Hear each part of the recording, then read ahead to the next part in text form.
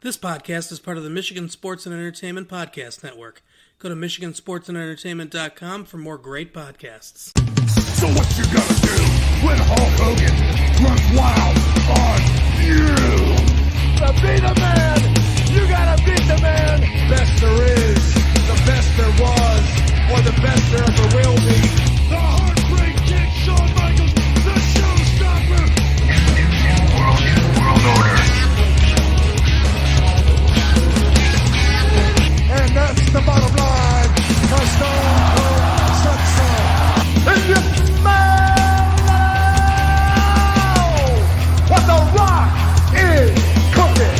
I am the game. You will rest in peace. The champ is here. I have proved to everybody in the world that I am the best on this microphone, in that ring, even in commentary. Nobody can touch me.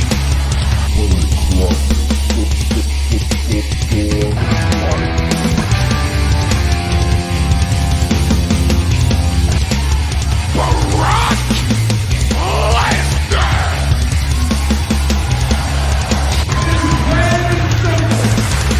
WWE is wonderful, but they do not own pro wrestling.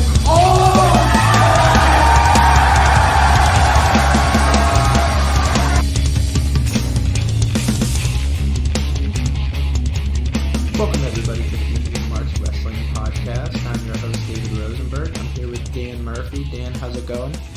I'm doing well. How you doing? Not bad, not bad. So, 1 week ago, Elimination Chamber 2019 took place. It was February 17th at the Toyota Center in Houston, Texas. Dan, you saw the show. Overall thoughts before we get into the review?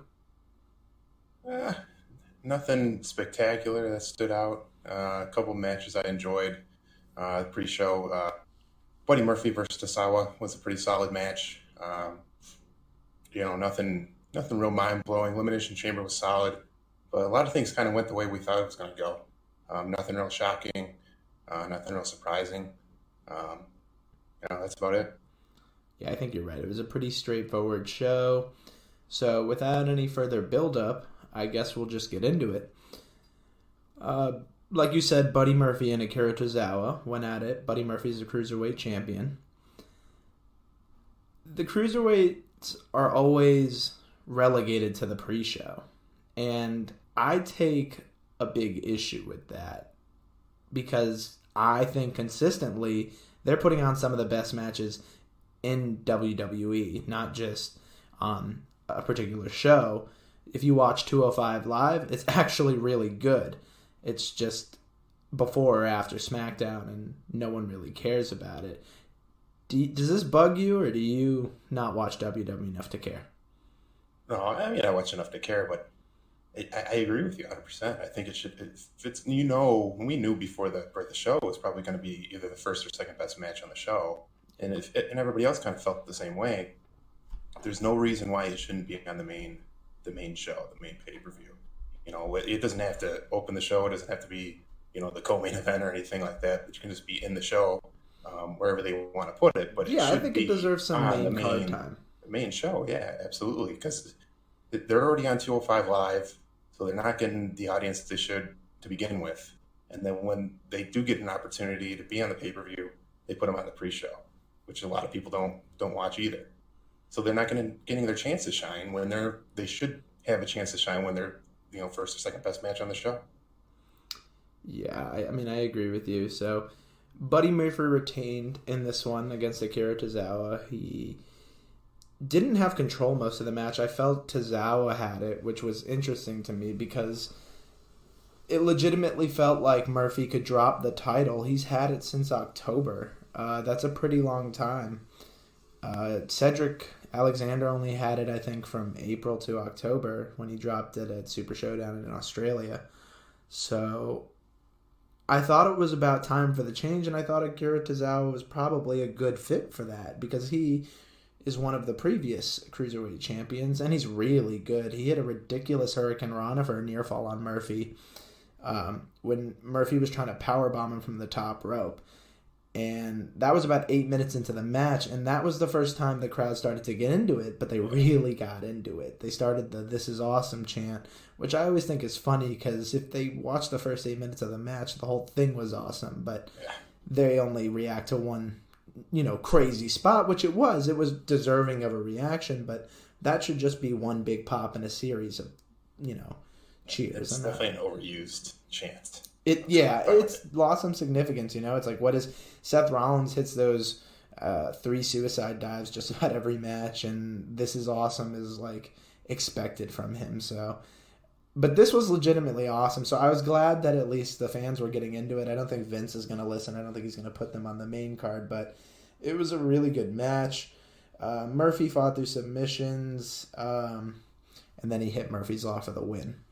So Murphy's Law is turning into one of those finishers that can't be beaten. So I'm sure whoever kicks out of Murphy's Law next is gonna be the one that takes the title. Yeah, it's gonna be someone big, right? So who is that, and when do they do that? Because Mania's coming up. Is it at Mania or Fastlane?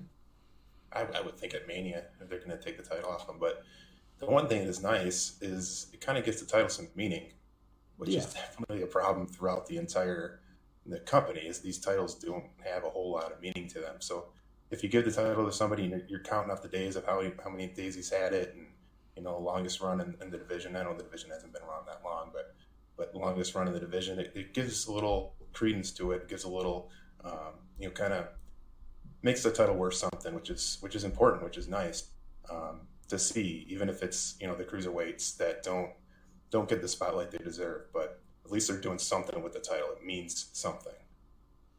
Yeah, I think you're right about that.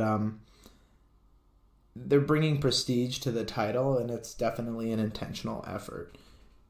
We're going to go back through some of the past Cruiserweight champions. There was the Cruiserweight Classic finale. So TJP won that in September of 2016.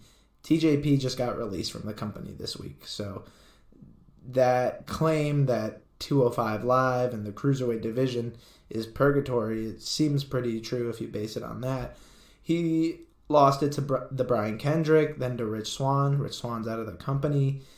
Neville had it next. Neville dropped it to Akira Tozawa after 8 months, and then Akira Tozawa lost it 6 days later.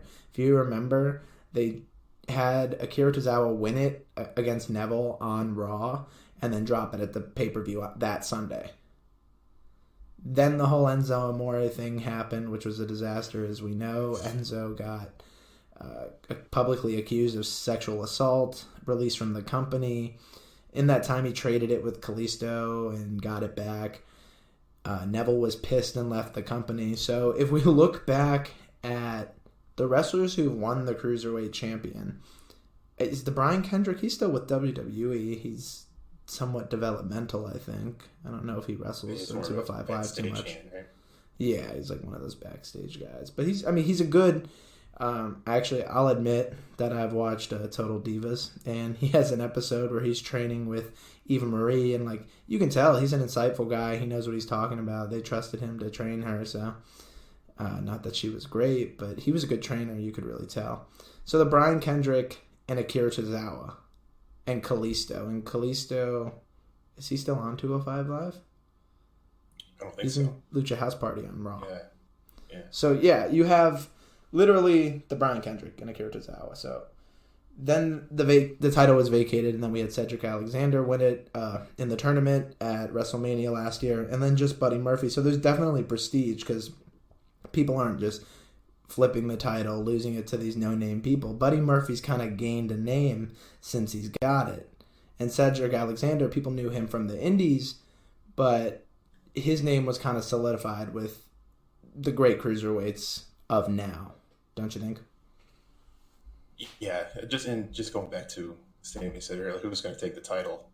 As you were talking, that popped in my head that they just signed recently would be Kushida from New Japan. Yeah, wow, one of the best cruiserweights I think in the world. If I'm not wrong, Kushida is supposed to debut at the Barclays Center on Raw after. Yeah, the night after. So if we're assuming that they're going to change it at WrestleMania on Sunday, then it would have to be someone else, or Buddy Murphy. That makes me think they'll keep it on him until Kushida. And then You think so? Kushida. Kushida does seem like a good option, but I don't know if they're going to hold out for him because I'm sure Vince is skeptical if a Japan guy can get over, even though he definitely should, but you never really know. I'm curious what his reaction will be when he comes out for the first time.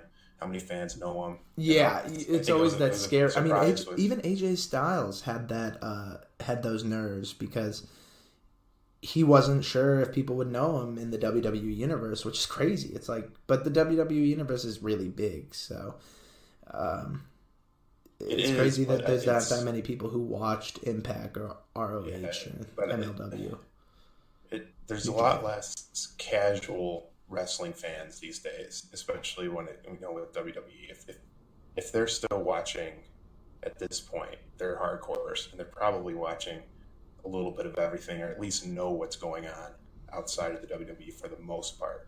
I'd say the majority of the fans there. That's true. The majority of the fans are hardcores now, so they probably do have there's probably a better overall knowledge of the product, I would say, among the fans nowadays as opposed to 10 or even 20 years ago.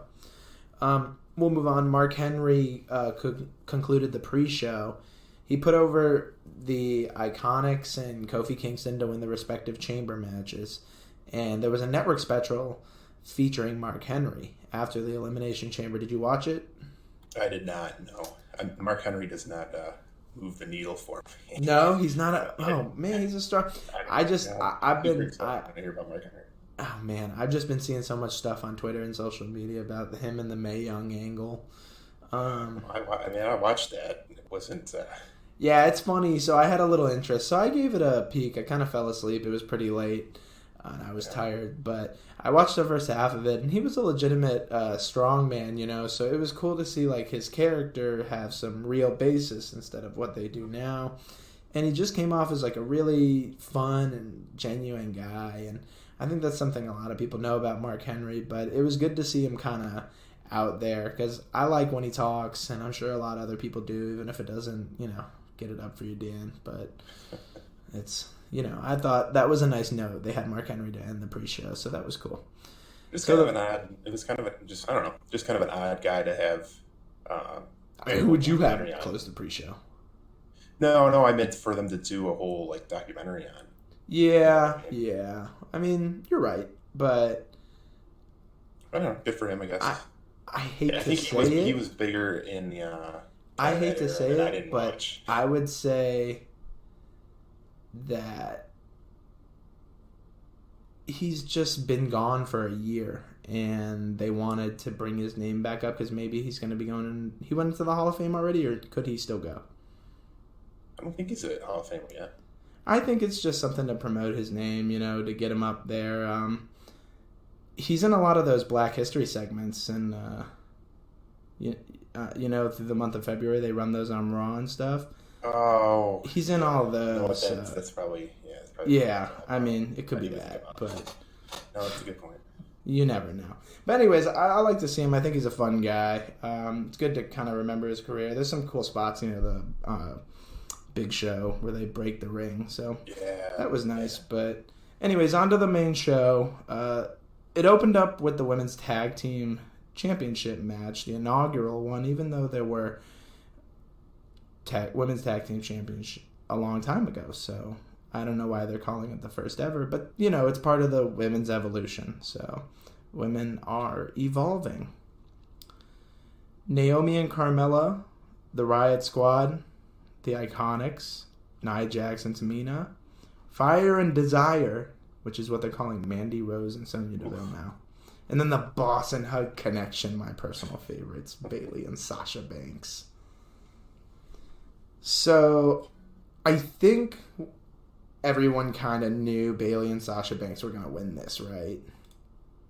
Yeah, I think we both predicted this last week's show. Yeah, that makes the most sense. There was only two baby faces, and in the other babyface team were Carmella and Naomi. That wasn't going to happen. Obviously, the biggest threat were Nia Jax and Tamina because they're giant. But what did you think of this match? It was probably a lot longer than it needed to be. Well, I know there's those Elimination weird Chambers are time tough. limits, you know. There's They're what tough. 4 pods and X amount of minutes per pod. It had to be like at least a 20-minute match, and I'm not sure how long it exactly went, but it did go a little over. You had in the entrances, they all got a full entrance. It just Yep. It dragged. It dragged a little bit, but I'd say the last 5 to 10 minutes was pretty good. I think they definitely picked up the pace. It's funny because repetition. that's how the Women's Rumble was. You know, it wasn't very good until Becky Lynch and Charlotte got in there at the end, and it was really strong at the end. But the beginning was just kind of young people doing their bad spots. So this was kind of the same. They kind of had to, like you said, because of the time limit of the pods. Yeah, you had for a new team to come in.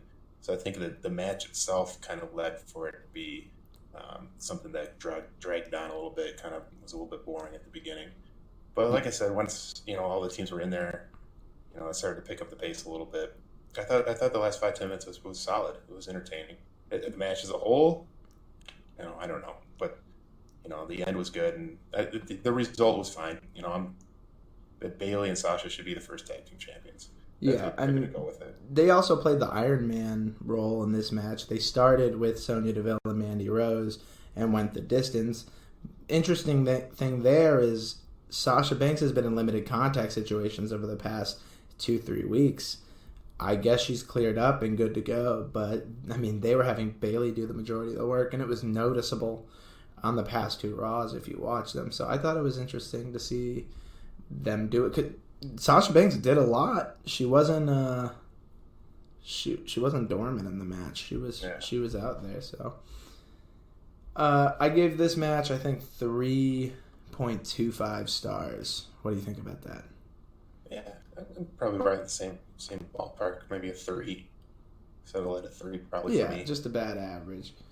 It was cool. They did the Jax, ran into the corner in the pod and smashed it. It was pretty much the only way they could stop Jax and Tamina because they were just monsters running around. Because they were the last team out, of course, but they just ran over everybody, and it took some weird physical spot like crashing through a pod to stop them. But Banks tapped Sonya Deville, which is funny because didn't they start the match too with them? Oh, Banks and Deville? Yeah. Bailey and Banks versus Sonya Deville and Mandy Rose. So, they both went the distance, didn't they? I believe so, yeah. That's that's nuts. I think Sonya Deville is really underrated. I don't think Mandy Rose is the best tag team partner for her. Mandy Rose is good. She's got the character. I remember I made fun of Mandy Rose on Twitter one week because she wasn't doing anything. And then she got this knee, which she still uses today, but this running knee that is awesome. She's hot. She's blonde. She's got the look, and she's got the knee now. I think she could. She's got to move. She's got one move. She can just keep going back to. Well, she's also, I don't know, she can work an angle, I think. Say what you will. Next, we had the SmackDown Tag Team Championship match. Shane McMahon and The Miz versus the Usos. McMahon and The Miz are calling themselves the greatest tag team of all time, yet they dropped the belts to the Usos. What did you think about this one? The biggest takeaway I had out of this one was, man, Shane McMahon's old. Shane McMahon is old, man. Every time I watch him, I'm like, God, is he going to literally survive 49 this match? But yeah, he's just not in great shape, endurance-wise. His face gets all purple in every single match, and then he did the flying elbow spot. He hit the coast to coast and the leap of faith through the announce table, even though he missed the Usos. Oh man! Look, you're going to get big spots. He's going to get seriously hurt. And then that's the last we'll see of him, and it'll be great. We'll all cheer for him. He's obviously signed on to this.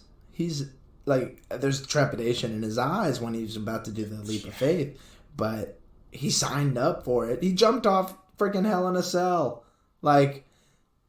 He knows what he's getting into, and At some point, there's got to be a My thing is that he limit to thinks it. that's the only thing he's good for. Like, he has to think, I'm Shane McMahon, I have to get this big spot in here, and he absolutely doesn't, He's not Will Ospreay, but he can do other things that are not nearly as dangerous, and just because he's Shane McMahon, people are going to pop for him. People like babyface Shane McMahon.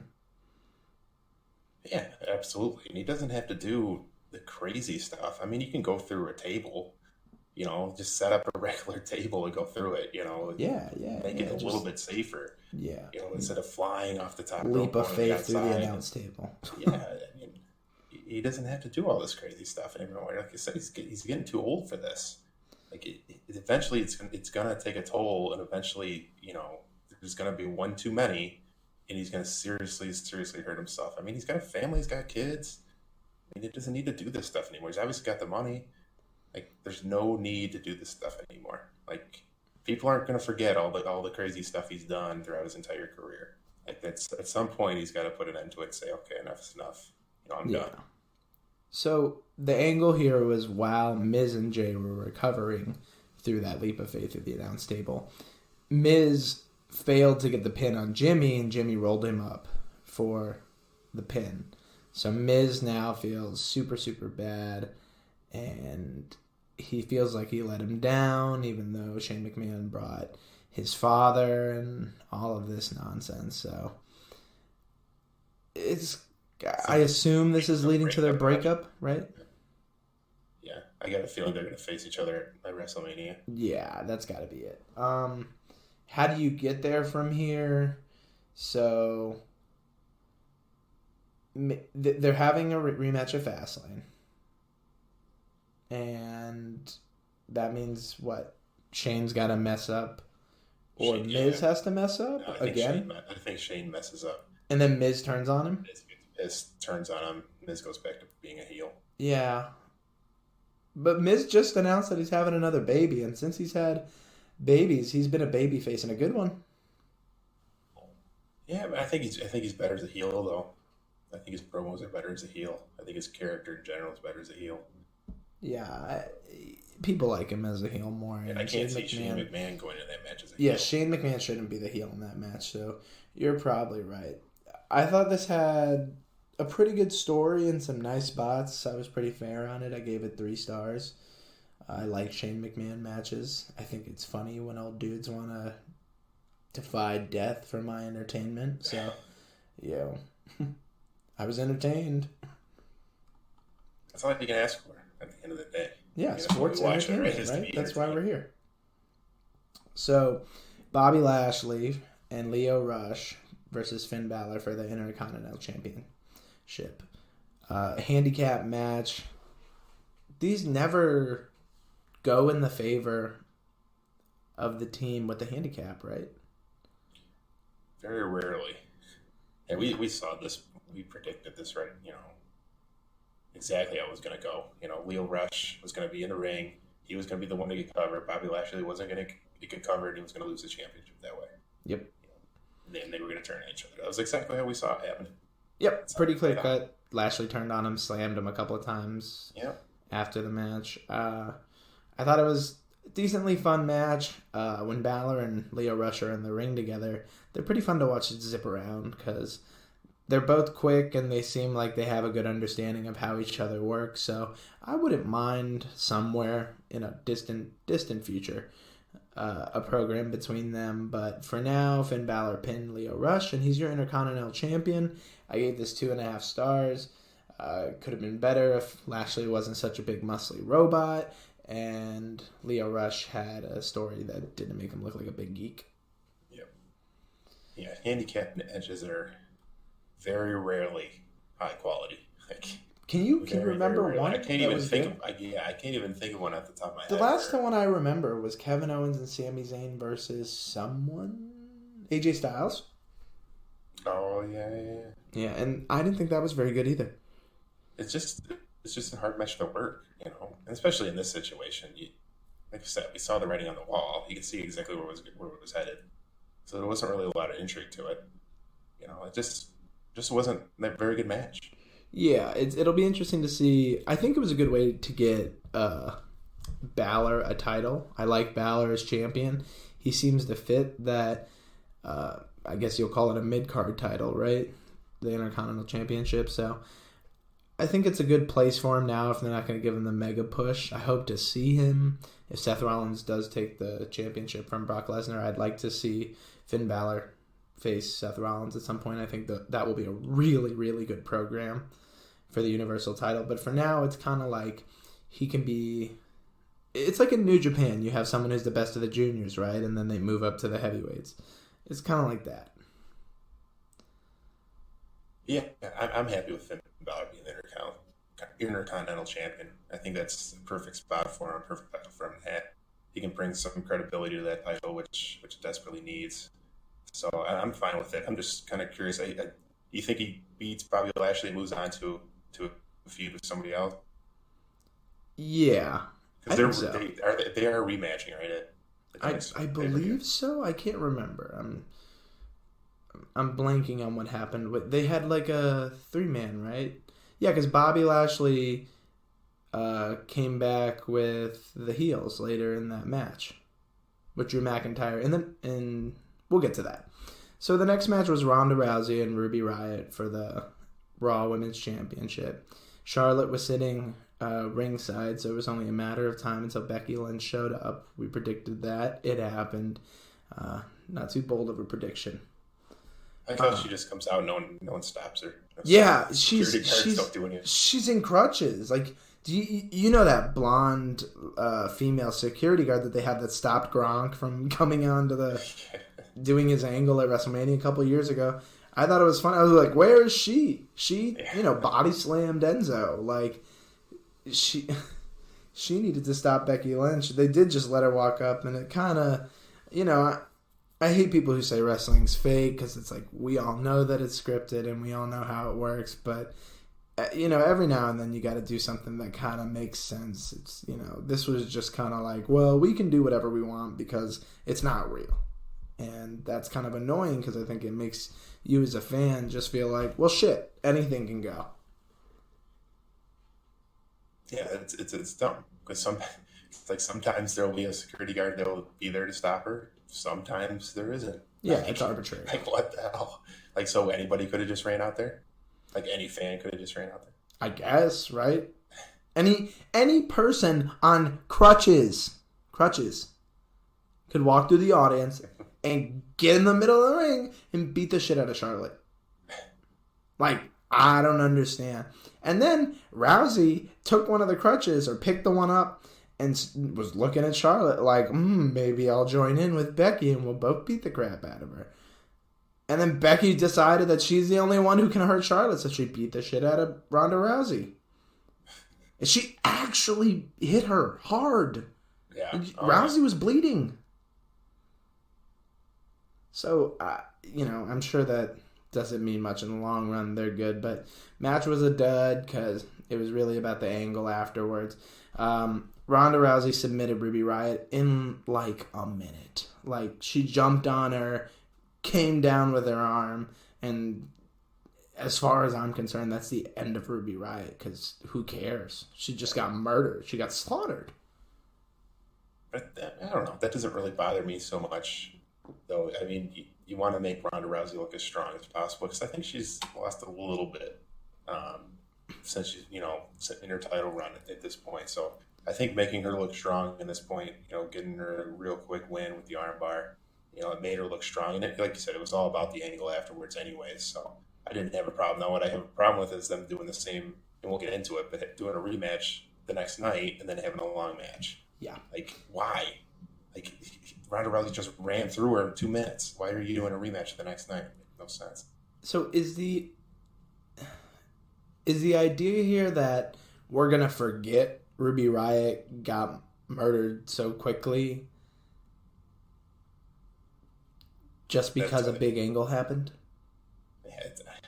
Like, that doesn't work for me. That doesn't sit well because, like, I'm not an idiot. Again, I watch a show. Like, I remember Ruby Riott beating Nikki Cross this week on Raw to get this opportunity, which sucked because I love Nikki Cross. So why should a new person lose to Ruby Riott? Okay, I get it. Ruby Riott's supposed to be strong and face Ronda Rousey, but then Ruby Riott gets killed. So, this just... I think it's bad booking. It's just bad booking, and I guess I should get used to it. Match was a dud. They've been doing it for about 6 years now. Yeah. You should be used to it. I know, but I just get frustrated, so allow me, please. So next match, this is the answer to your Bobby Lashley question. Next match, no disqualification match, Braun Strowman and Baron Corbin. Baron Corbin didn't stand a chance against Braun Strowman in the early moments of this match. Braun ran through him. He did the, what do they call it, the merry-go-round, where he goes outside the ring and barrels through anything. And then Corbin realized, hey, this is a no DQ match, so I can just beat the crap out of him with some steel steps. So that's what he did. Braun put him through a table, put Corbin through a table, and it looked like that was going to be the end. And he started yelling, I don't need a kendo stick to whip your ass. But it probably would have helped if Strowman had a kendo stick because Drew McIntyre and Bobby Lashley ambushed him with steel chairs. Corbin joined them for a Shield-esque triple powerbomb to finish things off. And Baron Corbin pinned Braun Strowman to win. I just said a lot, but this match sucked. As we thought it would. Yeah, it's okay, so Baron Corbin can hardly move in the ring. He's not good unless he's hitting the end of the days or deep six. He's got an awesome signature, awesome finisher, and awesome walking music. But he just does these weird stretches and holds and shitty moves that makes me hate him so much. And it's not the good kind of hate. It's not good heat. He's boring. Yeah, and you can really say about him. He's a boring wrestler. Braun is too, though. But if Braun's booked correctly, he can be entertaining. When is Braun booked correctly? Tell me when. Tell me when he's entertaining. That's a whole nother thing. But I've seen maybe one or two good matches, and they were with Roman Reigns and Brock Lesnar, and those two guys are really freaking good. Yeah, he can't go 15 minutes or whatever. No. Well, that's why they give him gimmick matches. Yeah. But even the gimmick, I mean, he looked dead after this, and I'm sure he was. He was all taped up the next night on Raw. Kind of weirdly, too. Yeah, the way they had the tape, didn't really... Well, it was very, very odd. Yeah. I gave this match not even 1.5, 1.25 stars, 1.25 stars of David. I thought we could have done without this. I don't understand where this is going. It's right now there's this weird 3-on-3 action going on, so we'll get to that in the Raw review, but that match was probably the worst of the night. And then that brings us to our final match of the Elimination Chamber pay-per-view, the WWE Championship Elimination Chamber match. Daniel Bryan defended his title against Samoa Joe, Kofi Kingston, Jeff Hardy. Who am I missing? Mustafa Ali was intended, but people think he got hurt when Randy Orton gave him that black eye. Did you see those pictures? Yeah. So he actually was fine after that. It was just a black eye. And then he got a concussion in a house show. So it's a rough week for him. Yeah, I'll say, and Kofi got his push, right? So big time ramifications. I wonder if the idea was always to give Kofi some kind of push this year, because I heard rumblings of that last year, but I feel like he was just right place, right time. Yeah. And the crowd took to him. Yep. So they went, let's run with it a little bit. Yeah, so Kofi replaced Mustafa Ali, and then I said Jeff Hardy and Samoa Joe, Randy Orton, Daniel Bryan, and AJ Styles. So Daniel Bryan cut another fantastic promo before the match. Did you like it? Oh yeah, he's phenomenal. I get chills. I was worried when he took the heel roll. I didn't know how it was going to work, how the crowd was going to react to it. You doubted Daniel Bryan, Dan? I didn't necessarily doubt Daniel Bryan. I just doubted how it was going to work, like in terms of how the booking was going to work and how the crowd was going to react to him.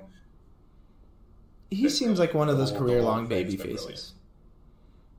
And a lot of people were skeptical when he decided, or when WWE decided for him to turn heel, like you were, and I think rightfully so. But he's obviously proved that he can handle the heel role and run with it. I just love when he screams at the audience and says "fickle." I remember learning what the word "fickle" was in Miss Johnson's 7th grade language arts class. And I just think it's such a funny word for him to keep yelling, because it's going to get over with the kids because it sounds like pickle. And, it's going to get over with the smarks because, well, these fans are fickle. He's telling the truth, which is funny. He is a heel, but the fans love him as a heel. So it's interesting to see that dynamic play out. Well, because that's what makes a good heel, too, is when he's telling the truth in a way. He's telling the truth in a way. He's not the modified truth. Lying. Yeah, he's not blatantly lying. And that's what makes a good heel. If you're just blatantly lying, saying you won a match but you didn't win a match, and this, that, and the other, it's just bad. It's just bad booking. But yeah, Danny Bryan, he just makes it. Everything he says is that he truly believes that. Yeah, he does. Ways. And it's a lot of the things he says is it's what we talked about a bit in the last show, but it's like with a lot of these guys, like the best way to build these characters and build these wrestlers is to let them be themselves, but like turn it up to 11.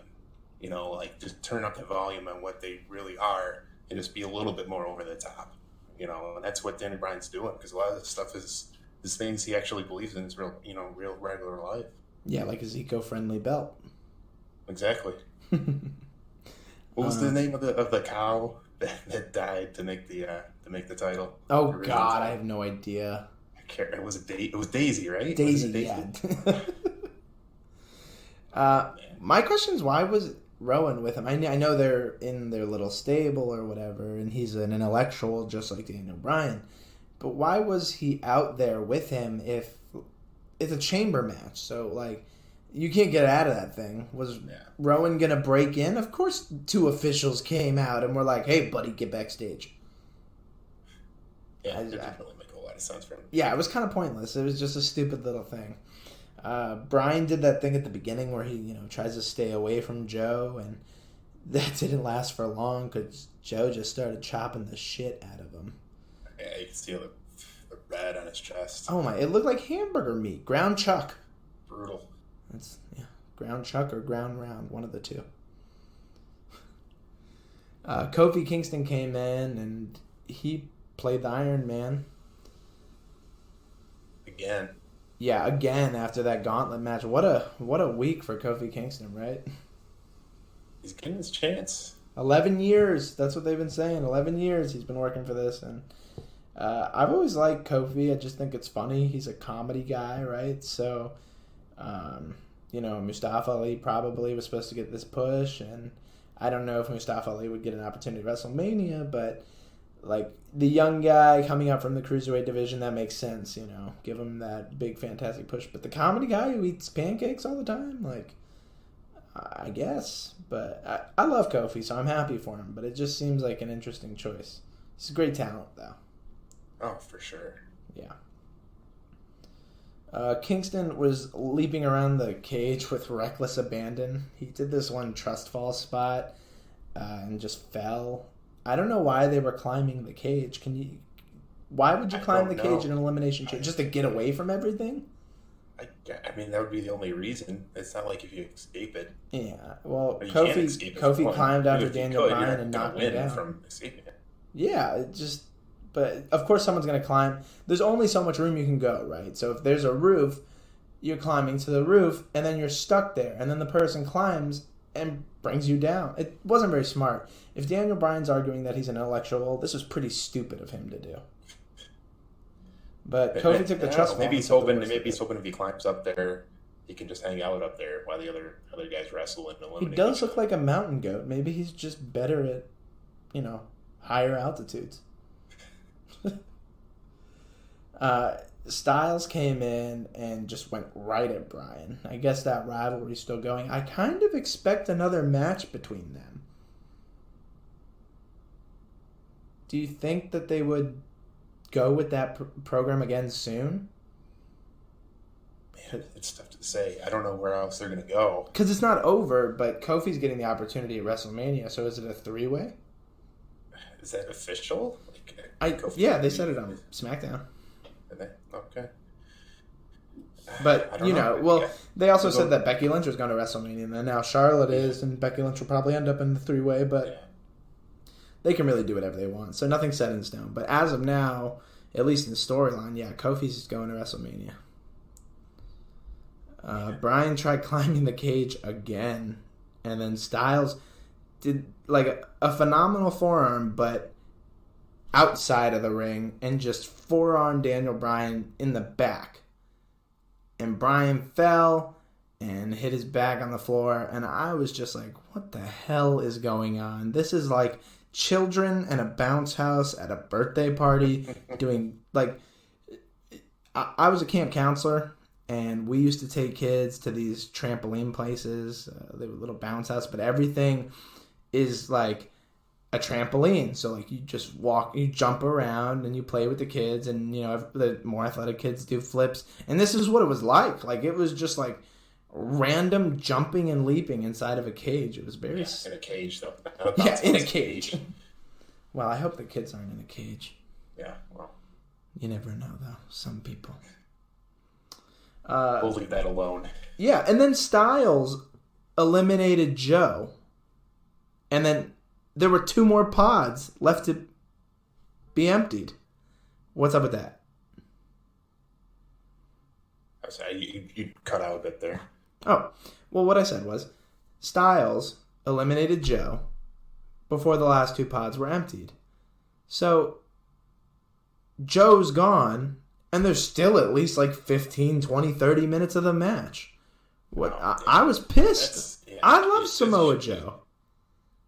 Yeah, I'm a huge fan of Samoa Joe too, and it feels like he just isn't getting any type of momentum, any shape or form. I mean, they must have him on a long contract, because he's someone who I could easily see going to AEW if things continue to go the way they are. He deserves to be at least in the championship contention, right? At one point, I thought he was the guy who could put down Brock Lesnar, and I still think they should have gone that way, but they didn't.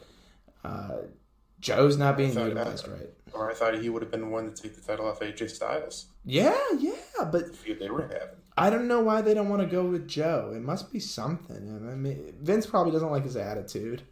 It's a weird thing Vince has. And I don't like his look. Yeah. There was a reason. There was a reason it was so long before they even brought him in. Yeah, right. He's way it's not past like his prime now, and that's probably the argument they used. Not like he wasn't great for years and years and years before he came and started off in NXT. I think he was great in NXT. Yeah. Finally brought him up. So there had to have been something there, and it all goes back to Vince. Yeah, well, we've talked about Vince, and Vince is going to be Vince. Jeff Hardy came in, and he did what Jeff Hardy does. He went nuts. The girl started screaming.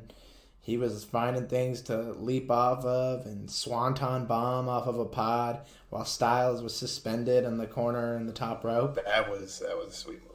It was a crazy one. I was like, oh my God. Jeff Hardy is going to die before Shane McMahon does in the ring. I promise. You might be right on that. It's because Jeff Hardy will be doing swanton bombs until he cannot jump. Like, I promise. He's going to be on all of those, Botchamania reels and things like that when in a couple years, I promise. So I don't know how much he has left. I thought, I'm actually surprised he's still around. I thought it was just going to be kind of a short stint with him and Matt Hardy when they came back. If I'm not mistaken, I think Matt comes back in a couple of weeks. Are they going to do something with him for? Well, Matt tweeted something maybe a week or so ago. And I forget the date, but I looked it up, and it was a SmackDown in a couple of weeks. So he might be coming. It seemed to have something to do with the Hardy compound, so maybe they're doing a Hardy compound thing. And Jeff did. There was a moment in the match where he did the delete. Oh, did he? Gimmick. So yeah. So they're still broken. So yeah, that'll probably come back, and we'll see what they have to do. I could see them also going to AEW when things are, them and the Bucks. They would love that, right?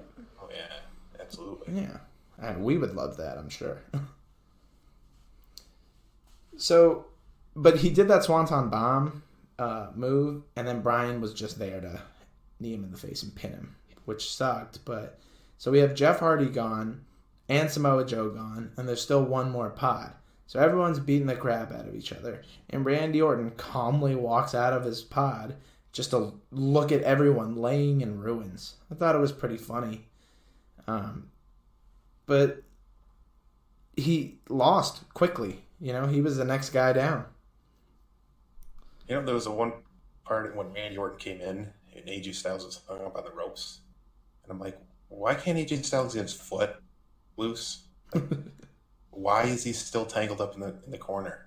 Like he's like frantically trying to get his foot out of the corner. I'm like, why can't you get your foot out? Like you're like it's not like it's like tied to the rope. Like it wasn't even really tangled up. It's like he just was trying to make it look like he was. It annoyed me because I'm like, because they have to make it look like it's I can't get there. It's like the delayed hot tag spot, when they're like very clearly like, could you just reach another 5 centimeters and touch tips with this guy? Like, but they never do. There was a really bad one on Raw. I think it was Ricochet and Finn Balor, but geez, man, yeah, I know they do those sorts of things, and it was clear that they kind of wanted to push this and keep it going, but. In the end, like I said, Randy Orton got eliminated next. Kofi reversed an RKO and just pinned him.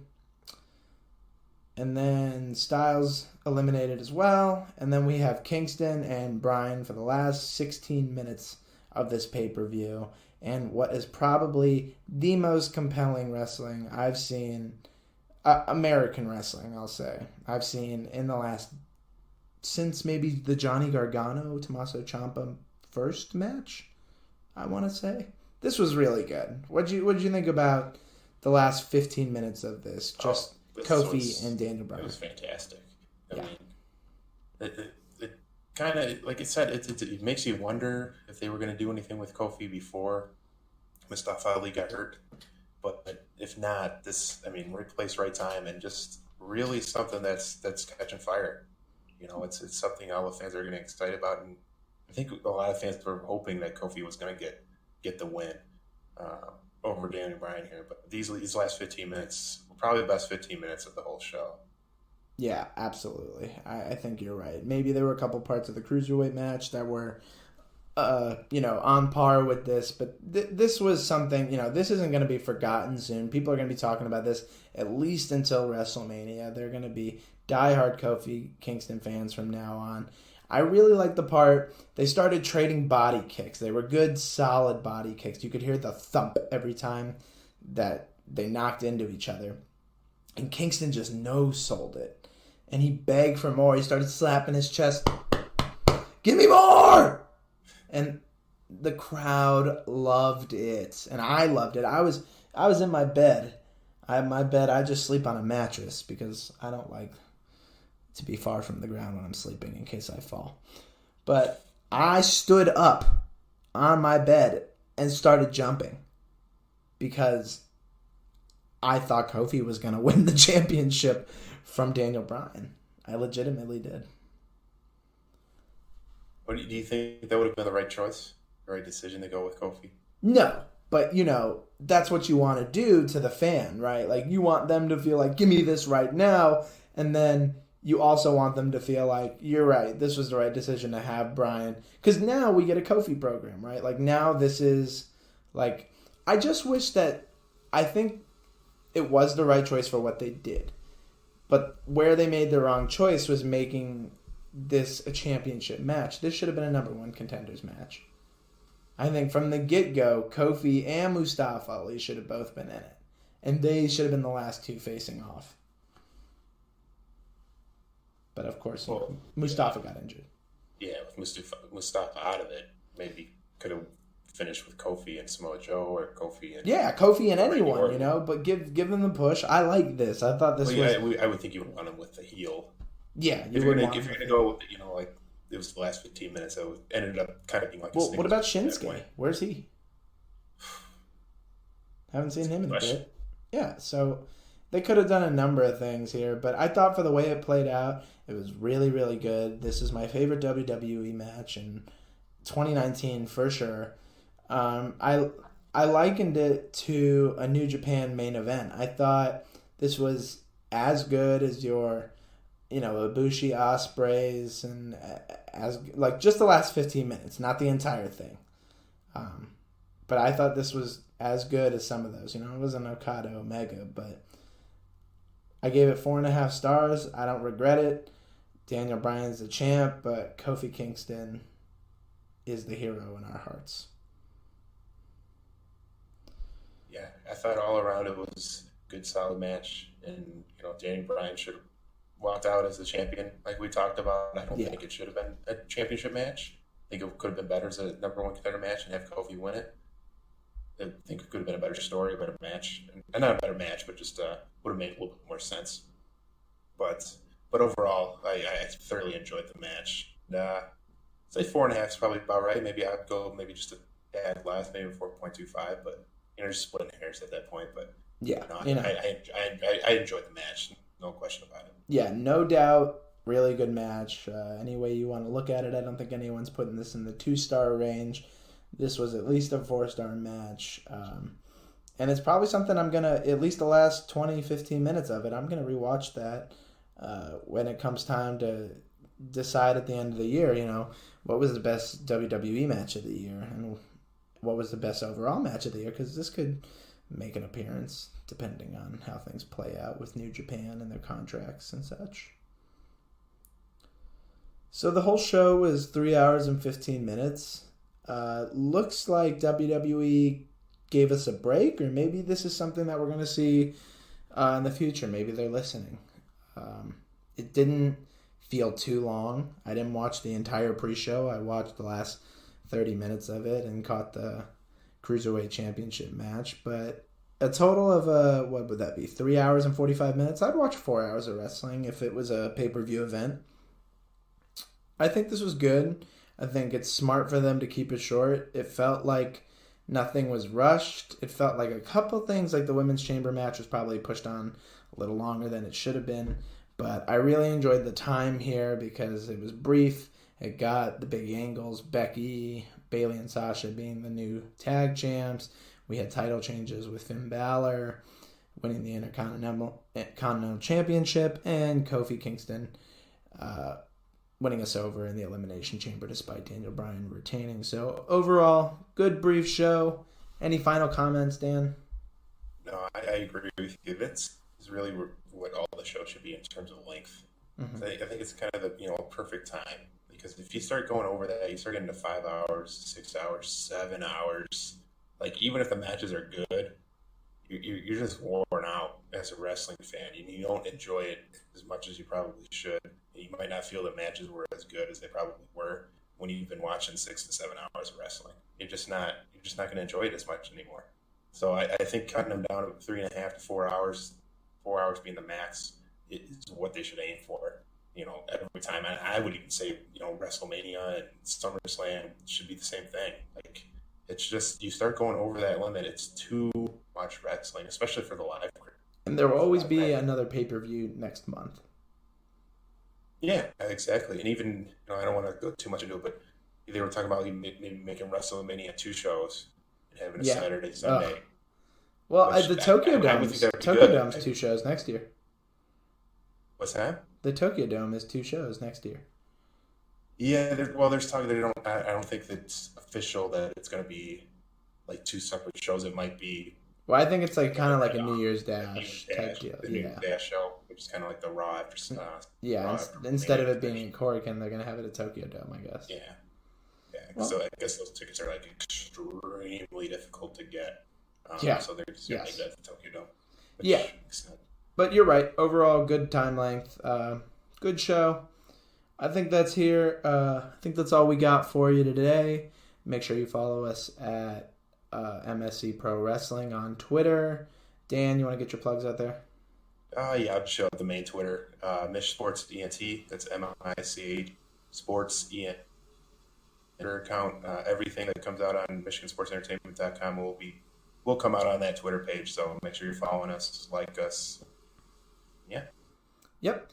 If you like what you heard, make sure you comment, like, share, subscribe, do all that, and we'll talk to you next time. Thanks.